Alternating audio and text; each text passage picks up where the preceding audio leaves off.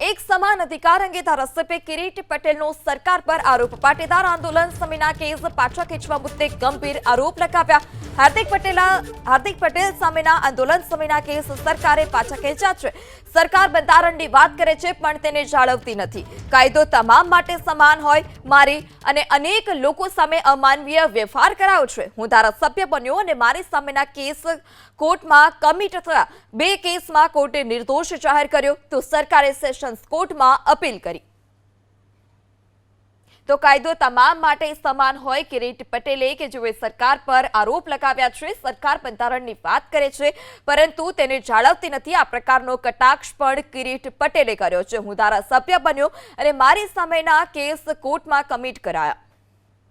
તો કાયદો તમામ માટે સમાન હોય કિરીટ પટેલે કે જેઓએ સરકાર પર આરોપ લગાવ્યા છે। સરકાર બંધારણની વાત કરે છે પરંતુ તેને જાળવતી નથી। આ પ્રકારનો કટાક્ષ પણ કિરીટ પટેલે કર્યો છે। હું ધારાસભ્ય બન્યો અને મારી સામેના કેસ કોર્ટમાં કમિટ કરાયા।